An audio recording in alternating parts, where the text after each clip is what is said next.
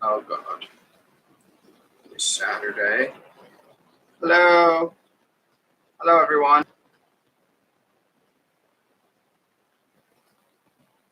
Hello, hello, hello. Sunfire, what do we think? We got another day, my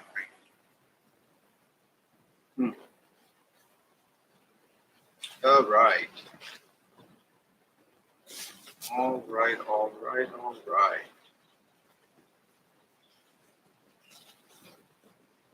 Good morning. Look at that. 5 people already. Oh my gosh, you're doing so good. We just started Sunfire. I know. Good morning, good morning, good morning. We're getting back on track with the live stream being the last Saturday of the month. So that meant you guys got 2 live streams, but that's because there was a holiday in August. So it got pushed. But good morning. This is a quick one. We have some, again, another question that gets asked a lot that we'll go over. Got some baby snake updates, which are really good. And then obviously when people join, if they have questions, we'll get to them. So everyone joins. How you guys doing this morning? Sunfire, that can't be a comfortable position. Okay. Oh,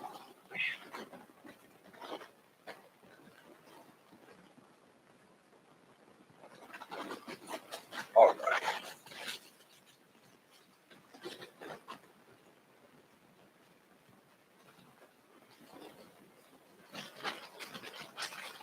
All right. You guys know the routine. We give it a couple minutes for people to join, and then we're going to hit this up, and we're going to just bullet through things. All right. Which is a good boy, huh? How are you guys doing this morning? Good? That's good. That's good. You're doing good? That's good.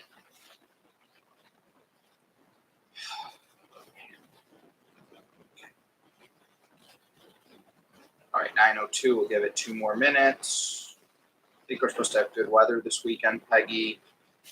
We did have really good weather yesterday, 80 degrees here. So hopefully I can get everything I need to get done this morning, which means I can have a lot of outdoor time. I can bring Reptile outside. I can bring, I took Apollo outside yesterday, but I'd like to take him outside again. All right. What are you doing?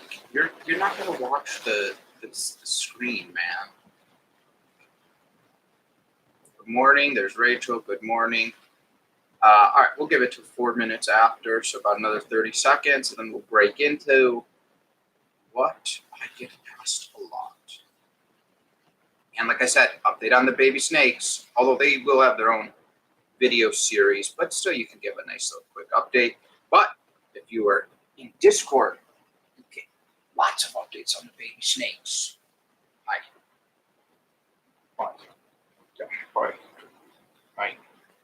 I know you got woken up early this morning.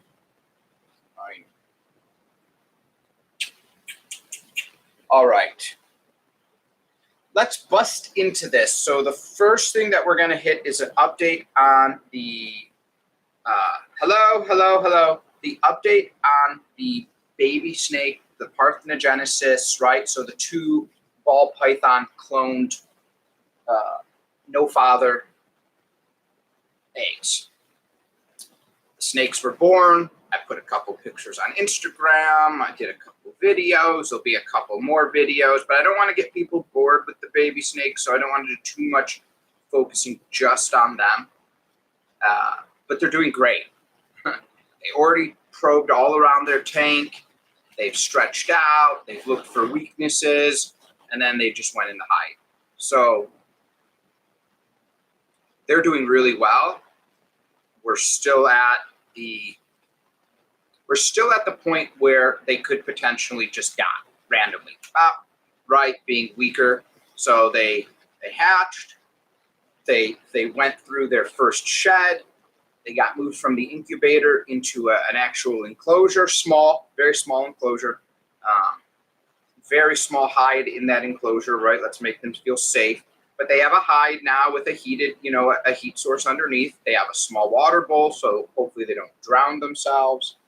And, and now they actually have really a good day and a good night cycle, right? With a light above the tank there. So hopefully, it's been a couple days since we've done that. Hopefully tomorrow, I'm going to be feeding all my snakes tomorrow. So I will include 2 pinky mice to see if we can just stimulate to see if they'll eat. Typically, people say 3 to 5 days after you move them. There's a lot of smells in the enclosure, although this was a nice cleaned enclosure. Everything was cleaned and sterilized just for them. So we'll see how we do. And also remember now, they're out of the incubator. Not only are they getting day and night light cycles, but they're also getting day and night temperatures. So in the incubator, they were in a very controlled temp, 88 degrees, and it sat like that. And the humidity was equal inside the whole incubator, the box that they were in, right? Now they're in a tank. You're gonna fall. They're in a tank where the humidity varies in different spots of the tank. The heat varies in different spots of the tank. They were in very low lighting before because just the glass cover of the incubator, right, shines in. And now they actually have a light above the enclosure. So, my train? Thank you. So we will see, they're following all the milestones, but we'll see what actually happens. So we hope so. What we're looking for for sustainability, typically eating, but 2 sheds. We're looking for 2 more sheds. And if we can get to those 2 sheds, then it would be comfortable to say they're probably going to make it, which is a good thing. Because they're babies, they're supposed to eat every 5 to 7 days. I'm going to feed them every 7 days, so I can keep feeding them on Sunday. It's the weekend. I'm home all day. I can monitor them. And then when I do have to feed all of my snakes once a month, they'll be in that routine already. Rather than like, this week they're eating on Tuesday, and then it's going to be 6 days, it'll be Friday, and then it will be, I want to keep it equal. It's easier for me, and it's also safer for them. That way I can monitor for regurgitation, any type of blockages. They haven't gone to the bathroom yet that I've seen, and that's pretty normal. Again, they were just living off the yolk, and they were processing most of that. There really was not waste from that. So, and if they pee liquid in the incubator box, you're never going to tell with, wet perlite underneath that's in water. So that's the baby snake update. Fingers crossed, thumbs up, we're doing well. The topic of today, the one that I really am getting asked a lot, and I think this is because I think summer is ending, winter is coming, Game of Thrones reference, and people normally for winter time, they have more around the house free time, let's say. So summertime comes and you're outside, maybe you're doing yard work, maybe you're bike riding, you're hiking, you're going on trips. But then if you're someplace where there's snow comes and everything, you sometimes stick to the indoors more. Even though you're doing stuff inside, you're homebound more. And as always, that seems to be the prime time that people want to buy reptiles as a pet, and any pet, but specifically reptiles, when you're homebound more. Okay, fine, cool. So what gets asked a lot? What gets asked a lot is, should I buy a lizard or a snake? Now, I've done videos in the past of people have said, what's the best reptile? And that's kind of mixed everything together, right? Turtles and frogs, even though they're amphibians, snakes, all these different types of snakes, these different types of lizards. And then kind of broken them down, but not really just a generic lizard versus snake, which there's two drastically different outcomes that you're hoping to achieve.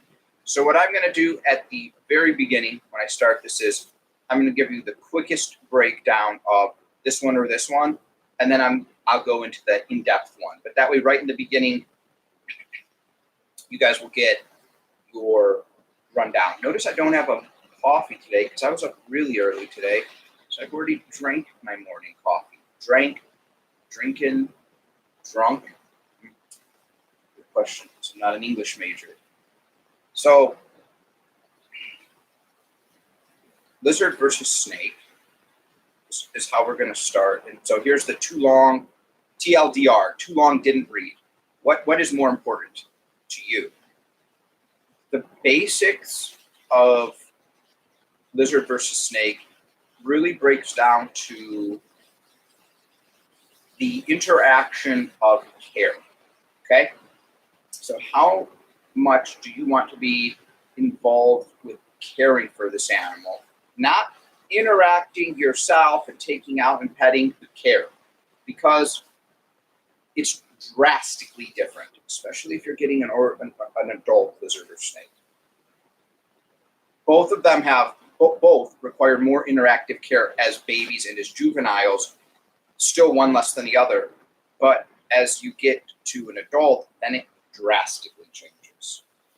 Can you just stop licking me, lazy-eyed psycho?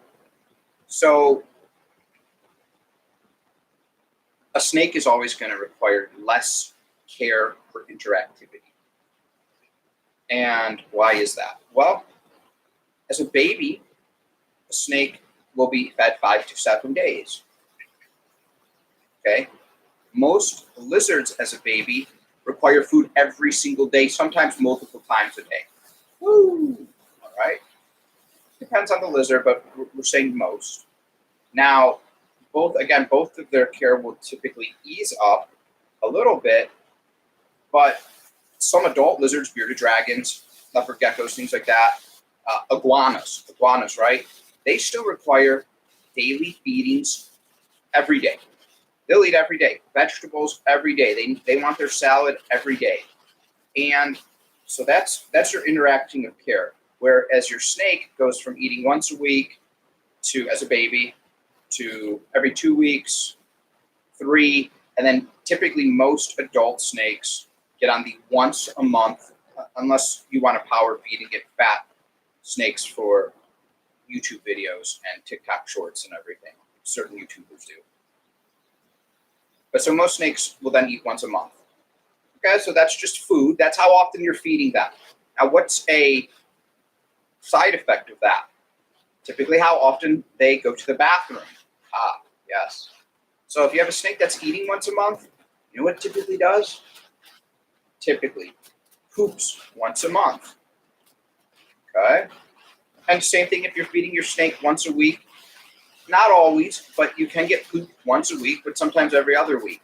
Most lizards that eat daily, especially if they eat salads only daily, iguanas, poop daily or every other day. There's some lizards that do eat daily and poop less, like bearded dragons. Once they're adults, even if they eat daily, they might poop once a week or every 2 weeks.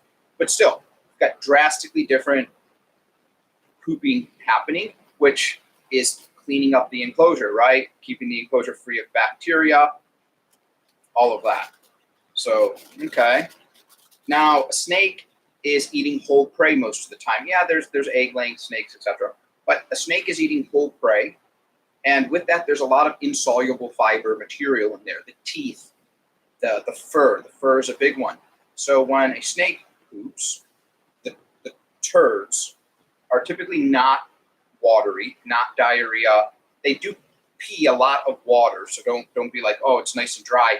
But the actual mass is typically nice and dry, where your vegetable-eating lizard, very watery. Just is what it is, right? So clean up. That's what you're going to do. You're going to bury your head and go to sleep. Yep, there's your big wiggle and your big exhale. So the cleanup of the waste is typically also easier for a snake. Okay. Enclosure for a snake, typically easier. Okay. So now there's some exceptions because you may start off with reticulated python or a Burmese python or even a boa that ends up getting larger. So you end up getting a very large snake, which means it eats a very large meal, extra large rat, a rabbit, and that means it's taking a very big bathroom movement, right? Compared to a little piece of paper that you clean up for a bearded dragon or something. So there's pluses there and minuses. The enclosure setup, a lot of snakes are very minimalistic. A lot of pythons, ball pythons. I mean, if you look at vision enclosures, right? So vision enclosures are typically accepted as some of the best snake enclosures you can set up. Very simplistic. These are not giant enclosures. Very simplistic with the way they set up. Most ball pythons are kept in rack systems, very tight, small enclosures. And so that could help you save space as well. And the snakes do very well in those enclosures. Now, there's some downsides of that enclosure. It doesn't look very cool, right? Looks a little bland. People think it's bad for the reptile. It's not. A lot of the times we see these snakes living longer, healthier lives in a simple enclosure like that. Why? Well, when your enclosure is smaller and simple, it's more easily controllable. You can keep the bacteria under control. You can keep the lighting under control. UVB penetration, heating is more easily controlled. Humidity, whether in or out, is very easily controlled. So I say all these things, and you're going to think, wow, it sounds like everything is better for the snake. Not necessarily, but it's different, and things are typically a little more easier for a snake. But that doesn't make it better. That's the big difference, and that's what I want to make sure it comes across, because sometimes when people hear this, you hear how much more interactive a rock iguana is over a bearded dragon for care. So people will be like, oh, the bearded dragon is easier, therefore the bearded dragon is better. Not necessarily because, am I talking loud? Right. Not necessarily because it depends on what you care about. So there's now comes the interactivity of involvement with the pets. And this is where it also changes, and where one is, again, drastically easier, although that doesn't make it better, it makes it different. Interacting with a snake for play is much simpler. It is much simpler. There's not a ton you can do with a snake, and I interact with my snakes all the time. I take them out, wrap them around my neck, do housework, take them outside, go for walks. I even bring them to clients that will let me bring a ball python so they can get interactivity and enrichment, and also are very calm when interacting with people. So, and I'll watch TV with them. I've laid down with them. The problem is some of my snakes start getting so big, and then snakes get curious and they just want to. So that interaction, although fun, although cool, you can pet them, you can boot them, you can kiss them, fine. They'll cuddle on you, great. It's still a simple interaction. Now, lizards can be much more involved with your interaction, right? I've got Sunfire here. He's cuddling. He's nestling down. I can pet him. I can easily see what he's thinking, because if he's tired, his eyes are closed and things like that. Remember, snakes don't have eyelids. He's tired, so he's trying to get to sleep, even though he should be awake. But I can have them be outside. I can play tug of war. I can have them chase treats. You can really teach them their names. You can teach smarter lizards simple commands. So there's more of an interactivity in your enrichment time and your play time. That's a plus for a lot of people. That's also a negative for a lot of people, right? So remember when I said not a lot is better? Some people like a nice saltwater fish tank. You're not scooping your fish fish out of there and playing with it, and you know, because it needs to breathe in the water so it can breathe right. Some people like a koi pond. Looks beautiful, little waterfall. They throw food in there. The koi eats, great. So the difference is because one is easier, or I don't even know about easier, because one requires less interaction, doesn't make it better. And that's, I think, always the problem people run into is, but not just for snake versus lizard, also for lizards versus other lizards, but particularly in this case, snake versus lizard, because that's what we're talking about. So just keep that in mind. Your snake, more simple. Yeah, you can see it in the tank. It looks cool. You can put your arm in. It will slither up and come onto you. Okay, but you know, your lizard will come out onto your hand and climb up and everything's fine, especially a chameleon. So those differences are very important. They shouldn't be discounted, and should make one better than the other for the general people. It should be, what are you looking for? Now, there can be a massive benefit with this easiness. And to be clear, before I go into this, health and things like that, you're typically okay. Now, some snakes have longer lifespans. So do some lizards, right? Rock iguana and ball python, 40, 50, 60 years, great. Other lizards, 10 to 20, but then you have other snakes, 10 to 20, so push that aside. Brumation, bearded dragons brumate. Guess what? So do ball pythons, so push that aside, okay? Here is the biggest thing. Because that ease of care, if you are someone who travels often and you are alone and you want to make sure your reptile is in good care, even outside of brumation, if you've got your snake and you just fed it and it eats once a month, the water bowl is full, think it's a lot easier for you to leave. If you're going on vacation for a month, I don't know, you're going out of the country, you're still going to have someone check on the house. They're going to come in, they're going to see, you know, make sure the snake has water. If the snake took a crap, take a paper towel and take it out. Easy. But you don't have to put someone in charge of feeding the reptile. If you've got a lizard, who are you going to get that's going to come over every single day and chop up a salad? Okay, let's say you pre-make the salads in little Tupperwares. They still got to come feed that. They have to clean the poop. What if the lizard took a poop and walked through its own poop? And you're not going to be back for a week. A bearded dragon has some poop on its face. You're not putting that burden on someone to take care of. That's much difficult. People are scared of bearded dragons. So that's a much bigger burden than just taking a piece of paper towel and scooping out a turd, right? So, and look, having animals are hard to travel if you don't have people you can rely on. Now, normally, you can board dogs or cats. So if you don't have someone who, if you're going to be gone for a week and you've got a dog, you've got to either bring the dog to someone who's going to watch it in the family. Someone coming over once a day is not good enough for the dog. For the cat, yeah, you're probably fine. Fill up the food bowl, fill up the water, scoop the litter box. The cat is probably happy that you're gone.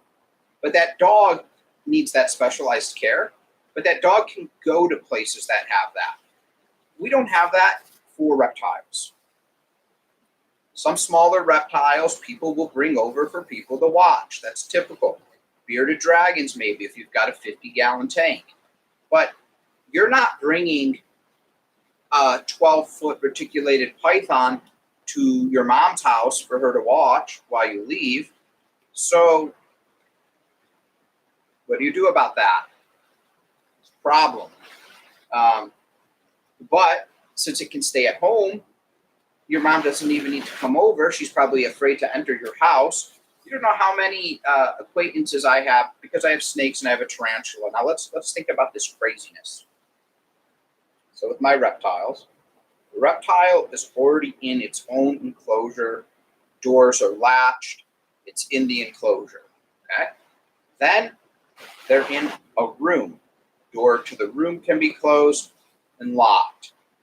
And then you're out in another room. There's already people who were afraid to come over my home because they knew inside a locked room, inside a locked enclosure in that room, that thing exists. Think the craziness, right? People are crazy. People are irrational. That's more what it is. People are irrational, right? So how many spiders are in your house right now that you don't know about? In the walls, in the basement, yeah, in your crawl space, in your attic. Spoiler alert, a lot. Okay, maybe not the attic if you have asbestos, ground up, vermiculite. A lot of animals and insects stay away because they know it's a poison. But still, they're all over the place. You swallow them in your sleep. You don't even know it. Under your bed, under the couch. It's just what it is, right? So, bro, if I could bring my salve on it. Yeah. Well, I think a lot of so people do. So we're talking long-term vacations. It's typically not even good for the lizard to go through that, or the reptile. So it's definitely easier to travel if you need to keep something at home that doesn't require that type of interaction. Easier doesn't mean better for everyone, because it's a different outcome. So that's why I wanted to go over those things in today's live stream, just in case people had questions or comments, they could throw them in there. I had a spider living on my sun visor in my car. And there's more spiders in your car, underneath the seats, in the trunk, right? You have to be rational.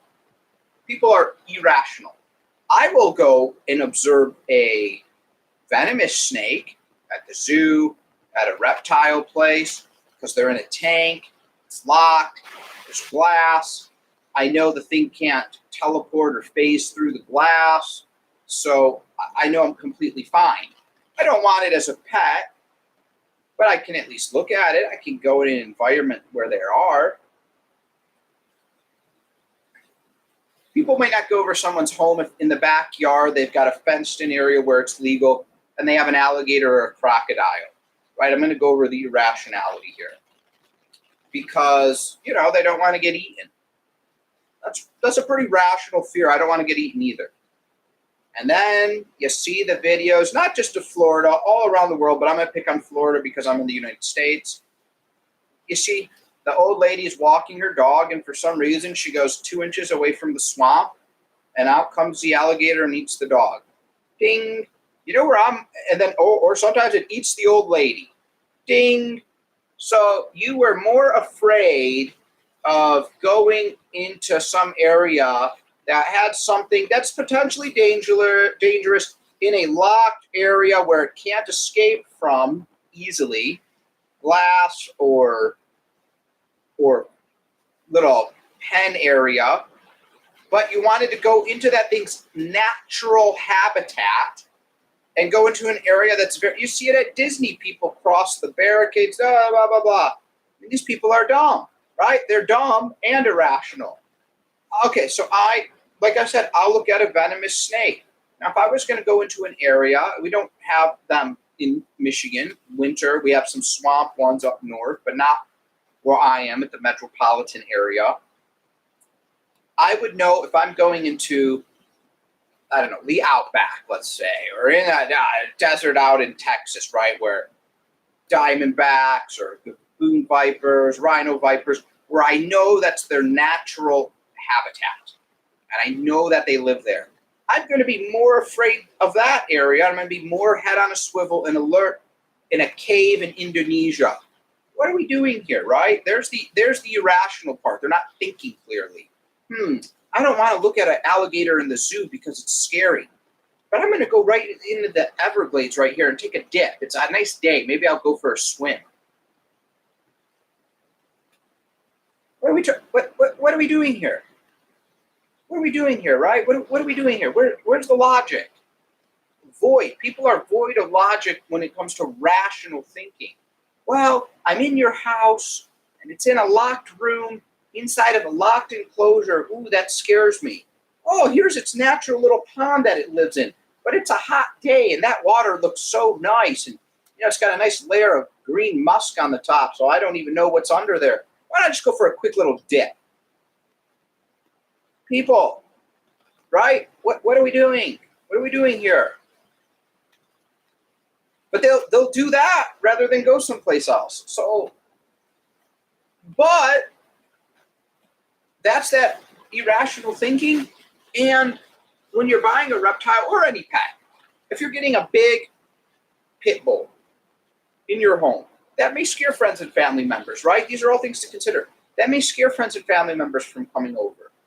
So most people, unfortunately, would be more afraid of you owning a gardener snake as a pet, a corn snake, and a ball python, and they'll be more accepted of a black throat monitor, a white throat monitor. These are things that could snap and kill you in 2 seconds, and then you've got a little non-venomous snake that can't do anything. So, and with the flip side, certain people are afraid of lizards as well. Certain people think every single lizard is an alligator or a crocodile. Probably most will say alligator. They don't know the difference. Look at the face. But you have to keep that in mind. I have some family members that are afraid of snakes. And for a while, like I said, they were afraid to come over. Now, it doesn't help that right in my living room, giant enclosure, right, for my Savannah monitor, boom, boom. But more people are okay with seeing that now. If I had a 30-foot, let's go down 15-foot Burmese python, splayed out, big, wide head, just staring at you, that'd probably scare a lot of people. It is what it is, right? So those are choices, though, that you're making. You're going to make that choice when you're getting something. Even if, like I said, even if it's in an area where people can't see it, you're going to make that choice. Get that foot up here. Give me that tail. So you're going to make that choice. And those are all pluses and minuses, but so it comes to you. So hopefully, like I said, you got it. We'll hit the too long didn't read once again, or in this case, too long didn't listen. A snake is easier. That's it. Snake is easier. It's easier to interact with. It's easier to clean up after. It's easier to feed. Does that make it better? Nope. Makes it different. You have a completely different interaction. All right. So that was the first main point. Then we have the second main point. So that was that TLDL. Too long didn't listen. I like that. Copyright that. Trademark that. There we go. I'm sure no one's ever said anything like that ever before. So that's fine. And also, guys, remember, if you have any questions, it would be the time to shoot them in there before we get going. Because I plan to only go for about 15 more minutes. I got one more thing to go over, and then we're going to be good. Let me pull my little list here.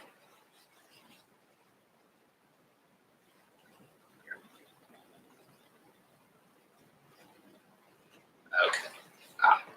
Here's another one. Okay, so there's like 2 more things here. So so what also gets asked all the time, and I think I've covered this before, and I think I've even talked about this in a live stream before, but again, it just gets asked, where should they buy their reptile from? They've done the research, they've watched the videos, they want to own a reptile. All right, cool. Now we're talking. Maybe they even got an enclosure ready. They've already picked it out, so they know what they want. All right, awesome. So now, where do they go and purchase said reptile? Good question. Good question. Did they want to go to PetSmart, Petco, the big pet store chain that has a reptile section? Do they want to go to your mom and pop reptile store or pet store that has birds and fish and reptiles? Do they want to go online and go to Morph Market or a site like Underground or Backwater, reptile-specific sites? Do they want to go to a expo, a reptile convention, and buy from someone there? Do you guys know which one the right answer is? They're all the right answer, and I'll break down why. And it's kind of a chain of events. But ideally, if you're going to buy something, you just want to make sure that it has good baby care. That's the big thing. So the thing that hits PetSmart and Petco, the bigger chains, that they don't have good care. That's true. That's true because it's the nature of the beast. The nature of their beast is they're hoping to get these things in and move them quickly. They're not hoping to have long-term care. They're not boarding it. They're not trying to have it live there. They're trying to get it in and they're trying to get it out. So you can get some really cheap prices. They'll even put them on sale. They're really trying to move them. So their tanks are not set up for long-term care. They're just not. The interaction's not set up for long-term care. The feeding's not set up for long-term care. They're really trying to push these things out. But PetSmart, Petco, all the other bigger chains, they're not breeding these reptiles. They're not breeding them. A breeder is selling it to them. Typically, the breeder will go to an expo, try to sell as much as they can. And when they don't sell, then they'll sell them to PetSmart or Petco. So they're coming from that same breeder. Aha. Now, outside of that, your mom and pop pet store. Some mom and pop pet stores will also breed. Most don't. Most buy their reptiles. I know, shocker. So again, from the breeder, they're also buying. Now, your mom and pop reptile store sometimes has more skilled people working there. They're still trying to move them though, right? Every day that they have those things in there, they're spending money on that reptile. So they already bought it. Now they're spending electricity and food and man hours. They're still trying to move them out. But again, they bought them from a breeder. Sometimes at mom and pop reptile stores, they do breed. Sometimes they have accidental breeding. Just something laid eggs and they're fertile or something gave live birth. It is what it is. But most of the time, they're buying and they're moving. Your typical breeding at a mom and pop reptile store, if they do it, are snakes. It's finicky to breed lizards. They can hurt themselves. They bury the eggs. It's a whole thing. There's a lot of time when you're trying to breed lizards to investigate it, which we're going to talk about lizards. Because a lot of times lizards are imported. They're farm bred or they're just wild caught and then they ship them over and someone sells them. It is what it is. We're starting to get a little bit more captive breeding with lizards. It's not a lot. And because it's also like first generation captive breeding, is there a big benefit from it and a wild caught or from a farm bred? Probably not yet. We really have to see those genes take over the long term, right? Half a decade to be realistic. Okay, but so they're also mostly buying from a breeder. Okay, so remember now your mom and pop store could be buying from the same breeder PetSmart's buying from. So they're the same thing. Sometimes better long-term care, although sometimes not. If you guys have gone to a reptile store, this is the nature of the beast, especially if you got a lot of reptiles or a lot of animals, smells. Things poop at different times. Things could poop overnight. 10 of your reptiles could poop overnight, and you wake up, you come in the next morning, there's poop everywhere, and people are coming in the door. A light burns out. You can't stop at a moment's notice and be like, oh, that bearded dragon there's pooping, but I know I have people in the store. I'm going to stop interacting with them. And I'm going to stand there and wait for the bearded dragon to be done pooping and then immediately pick that up, disinfect its environment, and put that back in. That's not how it works.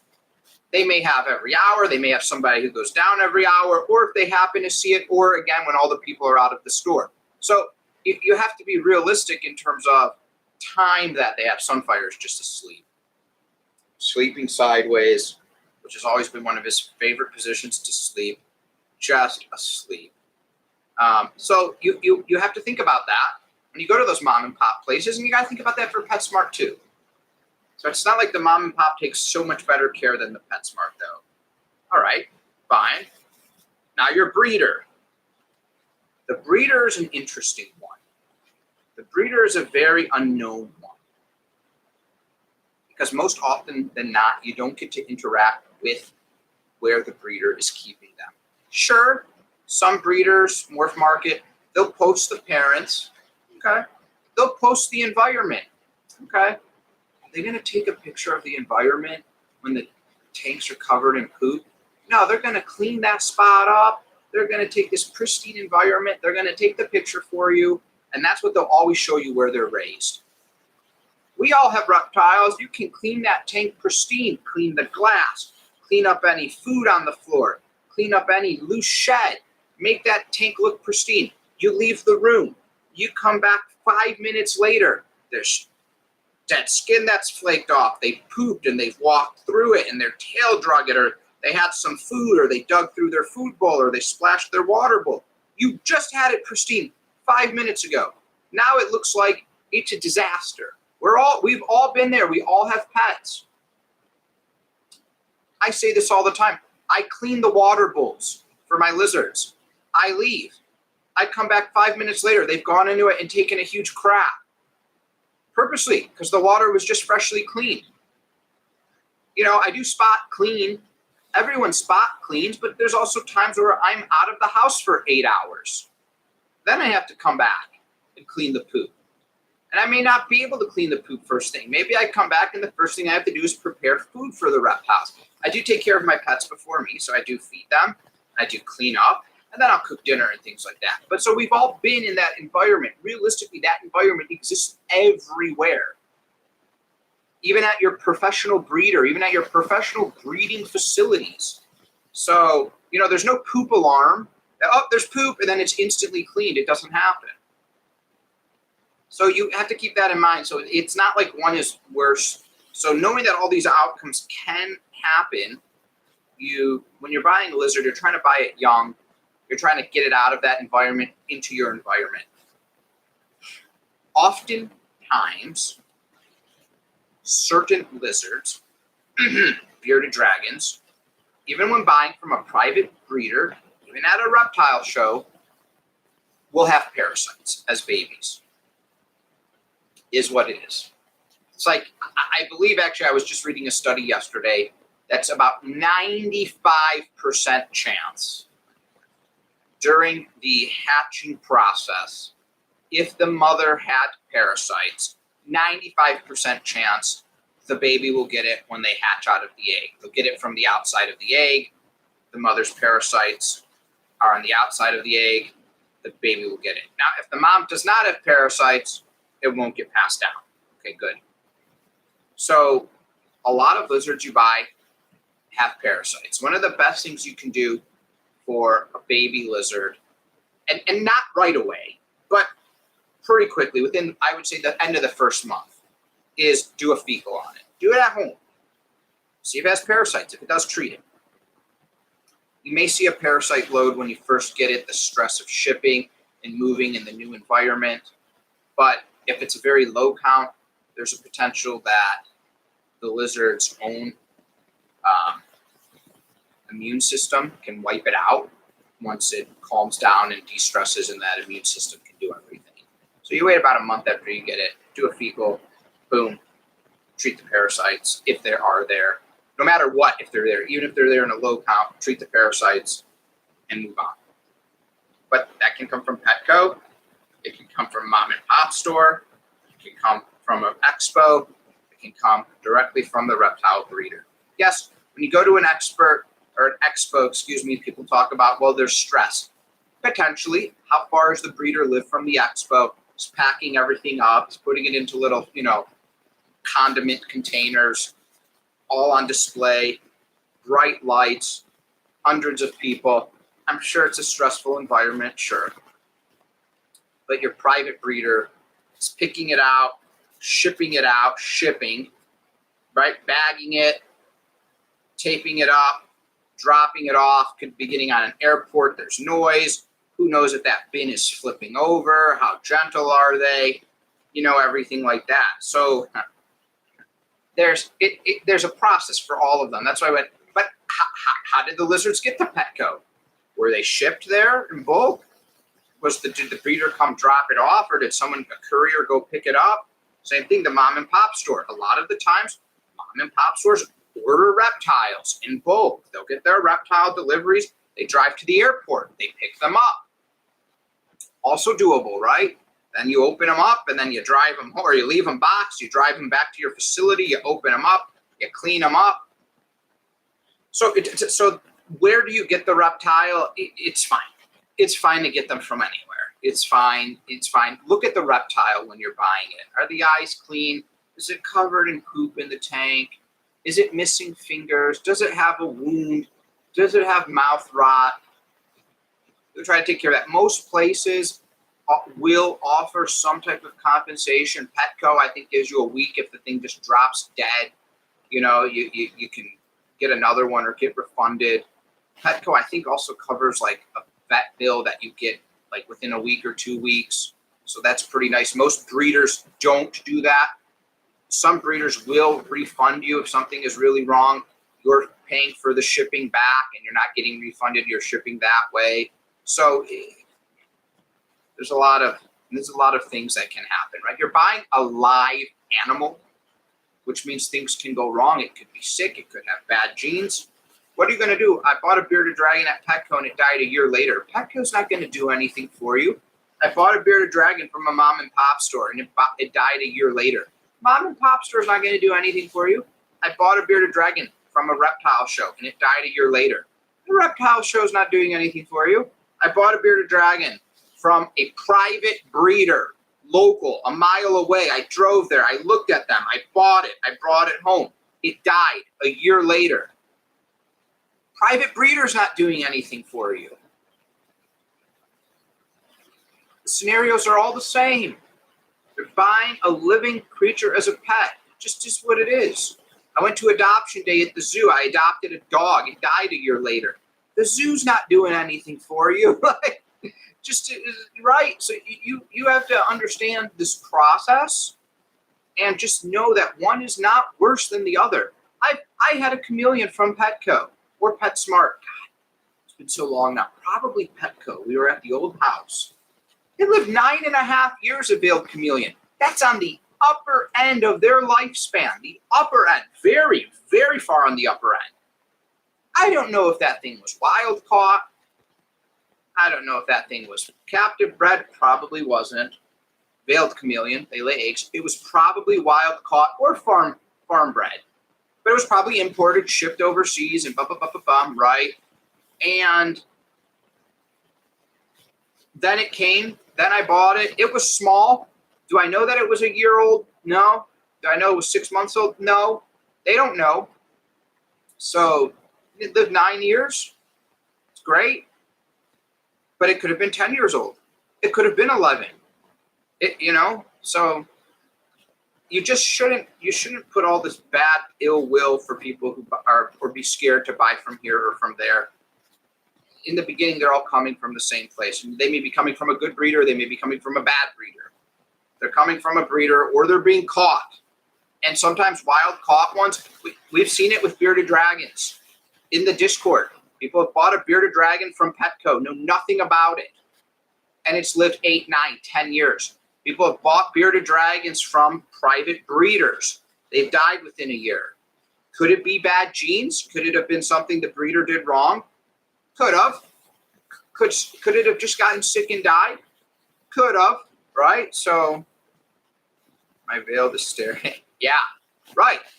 And your veiled chameleon, Rachel, she looks very healthy. She's been getting very big, nice, great sheds. She probably wasn't captive bred. Sometimes with chameleons, you do see live births. That can happen with Jacksons and things like that. But for veiled, it's pretty rare. I'm going to eat my breakfast, then I'm going to feed my lizards. See, now, Rachel, I did it the opposite. I feed my reptiles, then I eat. But I also don't feed them early in the morning. So I typically feed them. It depends if I have to go out for work or not. I typically feed them either around 1 or 2 o'clock, or that goes all the way up to about 5:30, and then I only eat after. But I only eat once a day. All right, there we go. Wrapped up. This live stream's wrapping up now. If anyone has questions, comments, right now's the time. I got 5 minutes to spare. About 6, really, but we're going to call 5. So throw it in now, or we're going to just part ways in a couple minutes. But I feel like this was a good stream. It got a lot of good information.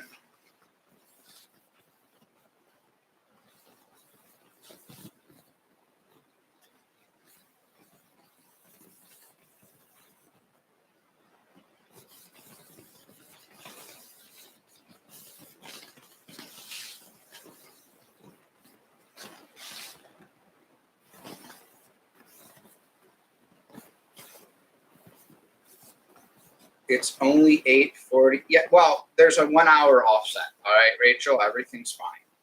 It's 9:50 here. Take it easy. I'm sorry that you don't live in the Eastern Standard Time Zone in the U.S.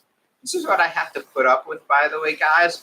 My followers, the Patreon people, they're very abusive towards me. As you can see right there, very abusive. I knew you were going to sleep, Sunfire. I knew I was going to bring you out.